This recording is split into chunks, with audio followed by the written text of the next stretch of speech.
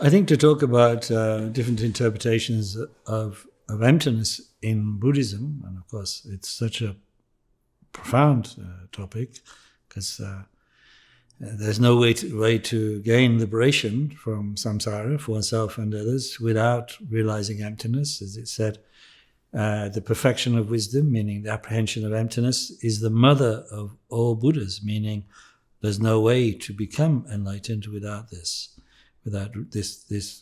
realization. But although emptiness, therefore, is, if one might say, the just like the salt is the flavor of the ocean, the teaching of emptiness is the flavor that pervades all Buddhist teachings. Nevertheless, and as Shantideva says, all other practices really are leading up to this practice of realizing emptiness through wisdom. Although that's the case, different masters have slightly different ways of presenting emptiness. One might see that as, that means there's some kind of contradictions or aggression between different thinkers. But more, I think it's better to see it as bringing out the nuances, because as we know from the example of Buddha, the teaching can be presented in many different ways, with that same aim as developing wisdom and achieving liberation through that, being common to all of them, but different ways of, different language, different modes of expression, almost like different roads up the same mountain, one might say. And that's how I think we should view the different teachings on emptiness.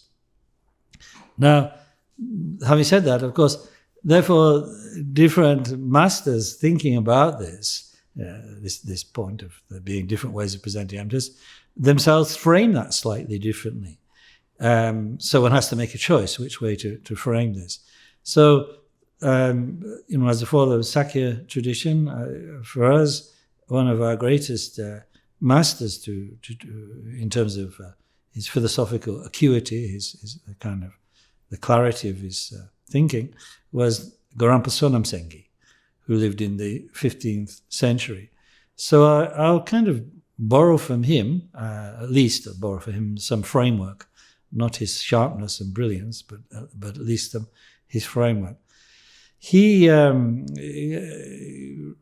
was right, as I said, born in the 15th century. So for him, as he considered the teachings, the Dharma teachings in Tibet, he identified three main ways that different masters were talking about emptiness, and therefore talking about the Madhyamaka, the middle way view, because for Garampa, although the other philosophical tenet systems did in some ways talk on emptiness, the Vaibashika, Sautrantikas, Chittamatra, etc., the fullest presentation was in the Madhyamaka system, which had been derived by Nagarjuna and Arideva from the perfection of wisdom teachings given by the Buddha.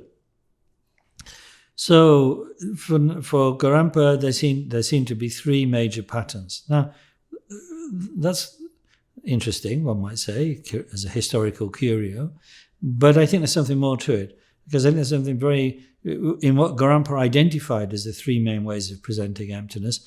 We might ourselves be able to see, like the way we start with an understanding of emptiness, which is inevitably at first going to be somewhat one-sided, somewhat incomplete, somewhat limited, and then we have to kind of, as it were, refine our understanding of the teachings, and in that way, of course, develop real authentic wisdom.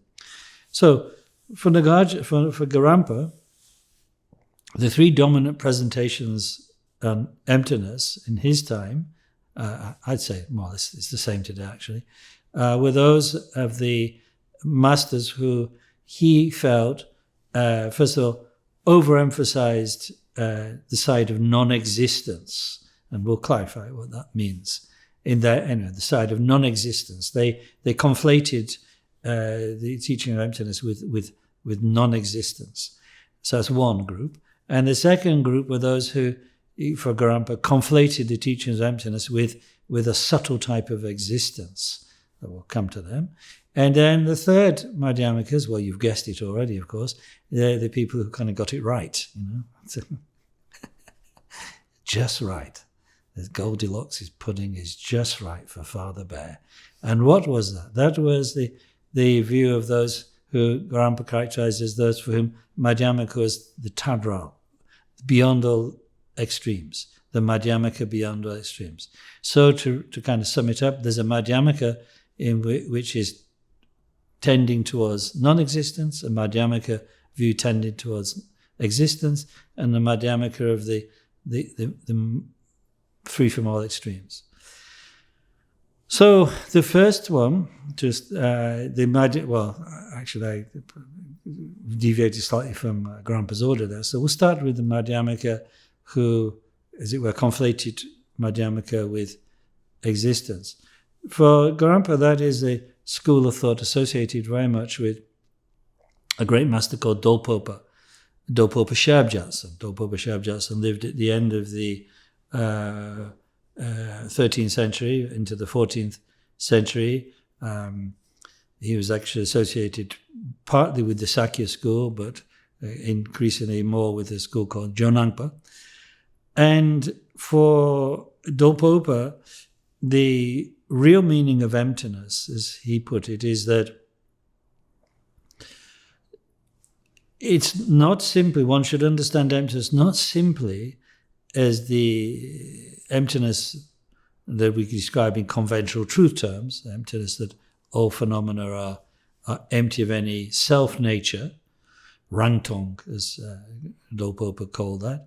But the final object of Madhyamaka thought is that which is not empty of its own nature, which is utterly real, truly existent. And that is the Buddha nature itself. For Dolpopa, the Buddha nature,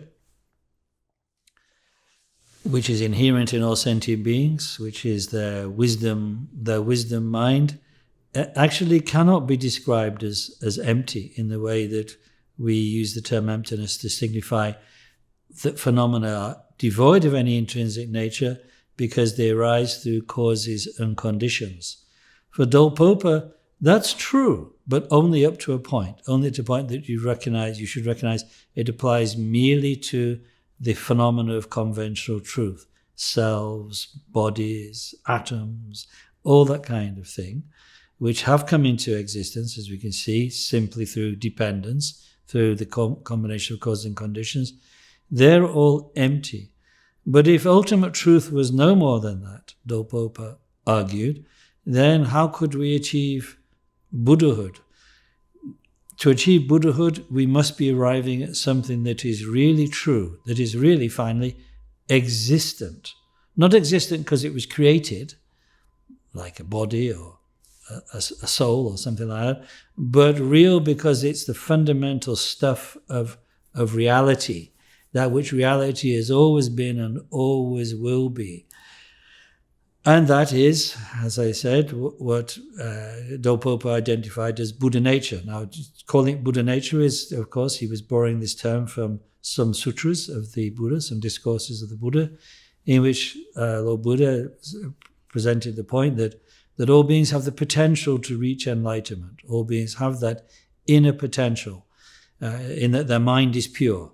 It's just temporarily obscured by the disturbing emotions. So that is what Buddha argued. Nobody, however, how lowly, however screwed up at this time, however sunk in samsara, Buddhahood was possible if one started to practice the path.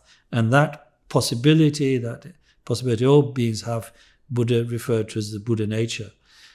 For Dolpopa, the Buddha nature is like what is real. Everything else, that which is coming into being simply through dependence on cause and conditions, is finally unreal, finally empty of self. And as I mentioned, he used the Tibetan term of that, rangtong, meaning empty of self-nature. But the Buddha nature, the wisdom mind, as he called it, is not empty of self. It is who and what you really are. And so, is the Buddha nature not empty? Well, it's empty, but in a special way. It's empty of everything other than its own nature. it's empty of all the conditioned phenomena, the five aggregates, the disturbing emotion, karma, all those items that arise and pass away and are the frame of samsara, if you like, the stuff of samsara. They're not real any more than the clouds surrounding the sun are real and substantial in themselves. Whereas the sun is real. It is what is there. When you strip away the clouds, you have the sun. So for Dolpopa, basing himself on the certain sutras and on the tantras, or particularly the Kalachakra Tantra, the Buddha nature is shentong, meaning empty of other, empty of everything except for itself. And so the Buddha nature possesses already all the qualities of enlightenment, all the qualities, the 10 powers, the 4 fearlessnesses, the 18 unmixed dharmas, and so on and so forth, which are iterated in the sutras as the qualities that you manifest at Buddhahood. They're already naturally present, and they constitute, so to speak, your, well, to use a word which is almost shocking to use in a Buddhist context, they are your real self. The Buddha nature qualities are who you really are. So that is Dolpopa's take on emptiness. And Dolpopa formed an influential, a line of thought came from, Dolpopa would say he was inheriting a line of thought from certain sutras and from the Kalachakra Tantra. And a line of thought then came from him. Now, there were thinkers in other schools who shared some of these opinions that Dolpopa put forward in his texts, like Nidun Jamso, the Ocean of Certainty, like in the Kamakaju, the third Kamapa Ranjan Dorji.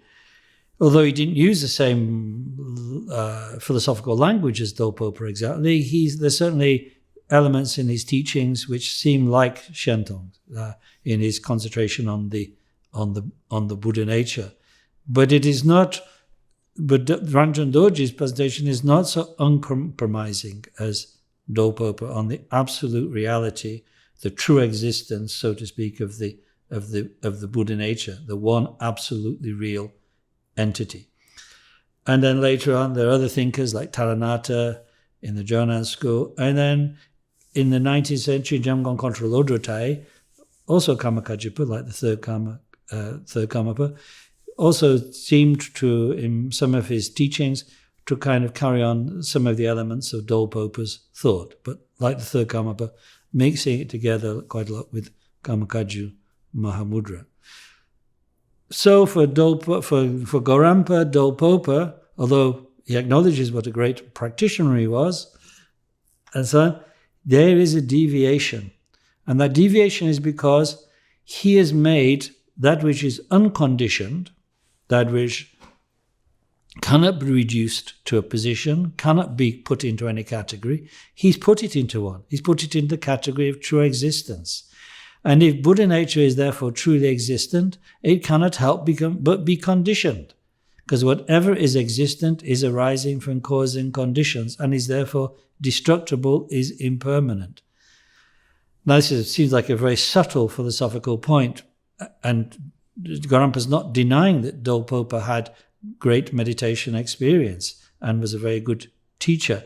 But finally, he's bottled up the ultimate, that which is beyond affirmations and negations, and by establishing it as a reality that can be affirmed, which is called in Tibetan, he's made of emptiness an affirming negation, as it's called in Tibetan, mayingak. He's reduced it, therefore, to a subtle type of ultimate existence. So Dolpopa argues. Now, and that is everything else about Dolpopa's thought, actually, Gorampa quite appreciates. He says it's really, in a way, to be understood as mostly a very great bridge from the Chittamatra teaching to the Madhyamaka. But it's finally not Madhyamaka because, as I said, it's like for Gorampa, the last hurdle, Dolpopa falls into the ditch of true existence, because he affirms the Buddha nature as the one real entity, so to speak. and that is as the mind only have done, with the mind basis of all being the one true entity. Now, Dolpopa's thought is more subtle than that. For him, the Kunji Namshe based consciousness is, like the Madhyamakas say, merely dependently arising phenomena. Buddha nature is beyond that. But Buddha nature is still the real, the truly existent entity for Dolpopa. And in doing that, he's, as it were, brought the unconditioned into the realm of the conditioned, and therefore made it destructible. Now, that's one. The second category, the second type of Madhyamaka thinker in Tibet, the second group, those who subtly are affirming non-existence as emptiness, are the thinkers who follow the great master Tsongkhapa Losang, who lived after Dolpopa. He lived in the late 14th, early 15th century, and Tsongkhapa was, of course, a disciple of great masters from different schools, from Sakya and Kagyu and Kadam, particularly Kadam school. But he had his own kind of distinctive take on Madhyamaka, which he claimed arose from the visionary teachings he received from the Bodhisattva Manjushri, the embodiment of primordial wisdom. For Tsongkhapa, his thought is very rich and very extensive, so it's impossible to reduce them all in such a kind of capsule way. But for Tsongkhapa, of course, Dolpopa had erred for here, as far as he was concerned, very much. It almost like Dolpopa's thought was a type of eternalism, as far as Tsongkhapa and his disciples were concerned. One might say barely Buddhist. But for Tsongkhapa, the importance of emptiness was that emptiness was actually just the lack of intrinsic nature in any given phenomenon. An emptiness which is, so to speak, a quality of those phenomena, which quality you could arrive at through intellectual determination. So that by analyzing how indeed any given phenomena was dependently originated, you grasp that entity, whether it's an atom, consciousness, physical or material, you grasp its emptiness by seeing that quality or that characteristic of being dependently arisen. So emptiness becomes, in fact, a quality possessed by phenomena if you follow Tsongkhapa's line of argument. So for Tsongkhapa, therefore, those people who are emphasizing emptiness as being free from all positions, as being free from all categorizations, as being free from all extremes, were dangerously close to saying there is nothing can be known, there's nothing that can be known at all, and one just simply must give up all conceptualization, as it were, and rest in that, as the early Zen teachers who came to Tibet in the 8th century, the Hoshang masters as they were called, had argued and been rejected, of course, by the majority of Tibetan thinkers and teachers. So for Tsongkhapa, that the only way for an ordinary person to, as it were, understand emptiness is by that intellectual operation in which you see that things lack intrinsic nature. And to meditate on that is simply to continue with that investigation and arrive at the correct intellectual determination, the correct intellectual position. So, for instance, teachers who taught that the way to meditate properly is a combination of examination and non-conceptual resting meditation to go beyond the mere intellectual understanding. For him, they were deviating into a kind of nihilism, a kind of know-nothingness. And therefore he targeted many of the earlier Madhyamaka teachers in Tibet, in fact everybody prior to himself, as falling into this know-nothingism, this abolition of reasoning. There's much else in Tsongkhapa's system one could talk about. For instance, in terms of their understanding of emptiness. For instance, one of the things Madhyamaka thinkers had to do was in some way reconcile how the absence of inherent nature in any phenomena, because they're all dependent originated, allows for the transmission of karma, the transmission of imprints, and so on and so forth. Well, for most Madhyamaka masters, actually, the best way to describe the process of transmission of karma is through that mind-only teaching that karma is transmitted as imprints in the base consciousness, the kunji namshe, that arises and passes away from moment to moment.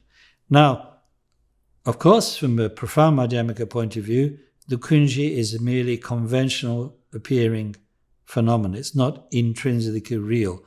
But there is no more subtle way to describe the process of transmission of karma, of cause and effect from one moment to the next, than this. So the Madhyamaka thinkers will say that is the best conventional truth description of karmic transmission that there can be. But for Tsongkhapa, any kind of compromise like that with the mind-only teaching was mistaken, because it ran the risk of obscuring the teaching that phenomena simply lack inherent nature, and that is the meaning of emptiness. And that is why, due to his insistence on lack of intrinsic nature as being the real nature of emptiness, and rejection of every other understanding, Tsongkhapa runs the risk, according to Gorampa, of turning emptiness into a subtle affirmation of non-existence. Because how can Tsongkhapa explain continuity with such a phenomenon, such an idea that there is only the lack of intrinsic nature? There is nothing more about the nature of reality. And indeed, it is difficult to see how that can be the case. That phenomena can act as causes and conditions. How karma can be transmitted. Once again, I'm simplifying in characterizing Tsongkhapa this way, but that is Gorampa's take on it. And also, of course, I say of course, but another distinct feature of Tsongkhapa's thought is because he argued that emptiness means finally nothing more than the lack of intrinsic nature in any phenomena. He argued that even Hinayanists fully realize emptiness, that the Shravakas and Pratyeka Buddhas, solitary realizers, they can, if they understand that phenomena lack intrinsic nature, fully apprehend emptiness. But then, as in this case, that would mean that there is really finally very little distinction between a bodhisattva's understanding of emptiness, which leads to Buddhahood, and that of the Shravakas and Pratyeka Buddhas. So, as Gorampa says in his critique of this, you've actually collapsed the Mahayana. You've made the Mahayana redundant by claiming such a thing. Whereas the real understanding of emptiness in Mahayana goes far beyond merely your lack of intrinsic nature. So therefore we come now to the third of the schools in this kind of very simplified and simplistic presentation, one might say, that of the thinkers Gorampa characterized as followers of the Tadral Uma, the emptiness beyond all extremes. For Gorampa, you see, this was not just Sakya thinkers. This was thinkers from different schools. It was, in fact, before Dolpopa and Tsongkhapa. This was the normative, the general understanding of Madhyamaka in Tibet. It is the Madhyamaka which you can trace back to Nagarjuna and Aryadeva themselves. And even the Swatantikas and Prasangika sub-schools of Madhyamaka in India really shared this common position, because that's another thing that's distinctive about Tsongkhapa. He wanted to make a very big division between the Swatantikas and Prasangikas. For Gorampa, their difference is only just slightly, a small difference, not in their understanding of emptiness, but merely in the way they articulate things, their reasoning. So for Garampa, all Madhyamaka thinkers, more or less, up till the 14th century, had followed this Madhyamaka, this authentic Madhyamaka, the Madhyamaka that delivers you from all extreme positions. He argued that it's what Atisha and his followers in the Kadampa school, the early Kadampa school, had presented. It's what his predecessors in Sakya, like Sachin Gonginimpo, Jason Rakpa and Sajja Pandit and so on, all of them argued. And of course also one might then also include thinkers in the Kagyu school, such as, to the extent one can call them philosophers, masters like Marpa and Miller had also shared. So the Tadra Uma is, what is it? Tadra Uma means that it is not, emptiness is not merely that phenomena avoid the extreme of true existence, they avoid all extremes whatsoever.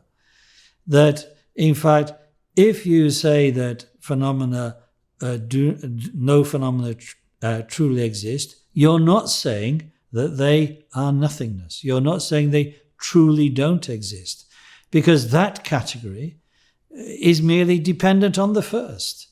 In other words, if you're saying, oh, you think there's things and they're real, we think there's things and they're not real, how is this a non-conceptual position? How has this freed you from opinions? How has this liberated your mind? How has this liberated your view? It's simply a retreat from one error into another. And so we must cut through both extremes. That is the meaning of middle way. And even the third position, which might be, well, both are right. So the real Madhyamaka is both existence and non-existence together. But this is to compound two errors. The nature of reality can't be both existent and non-existent. A phenomenon can't be both simultaneously existent and non-existent. It violates, as Aristotle would have said in Greek thinking, the law of the excluded middle. So not only is the first extreme, things are existent, impossible, that things are non-existent is the impossible. Now, the third extreme is impossible, that things are both. And what about a fourth then? Is it what we're saying is that reality is something other than true existence and true non-existence, that phenomena are something other than truly existent and truly non-existent? Not so, because that fourth extreme would still be dependent on the other three having a kind of quasi-reality. In short, there is no way you can rest the mind. You cannot fix on any position. You cannot put it into any category, in any mode whatsoever. Only when you give up modal apprehension, only when you give up seeing reality through a filter, do you have the real pure view, the real pure vision. And so Madhyamaka is, as I mentioned earlier, in Garampa's presentation, to let go of all views whatsoever, which is why when it comes to realizing the Madhyamaka, mere dismantling logically the extremes, not just the first extreme, but all the other extremes, even this is not sufficient. The mind must also rest, must let go, give up all examination whatsoever. Meditation, therefore, must be both chegom and jogom, as they say in Tibetan, examination meditation and settling meditation. That is the only way to be free of reifying, of as it were, substantializing even the notion of emptiness.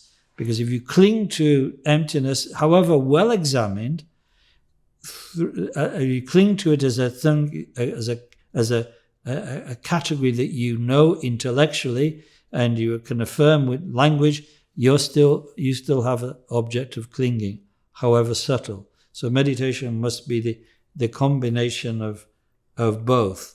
And then, as for which reasoning you use for Garampa, whether you use the syllogistic reasoning of the Swatantrika thinkers, the Swatantrika Madhyamaka thinkers from India, like Jnanagarbha, in which there's the categories of logic are employed, or you follow the deconstructive methods of the Prasangikas, like Chandrakirti, who simply show the incoherence of any philosophical position. Whichever tool you use to arrive at emptiness and then let go and relax in meditation, it doesn't make much difference. So the great exaggeration of a difference between Sautrantika and Prasangika is invalid for Garampa, as it was for Sakyapandita, of course. As long as your meditation is this fusion of analysis and settling, it will be the authentic Madhyamaka meditation, and you will experientially arrive at the correct Madhyamaka view.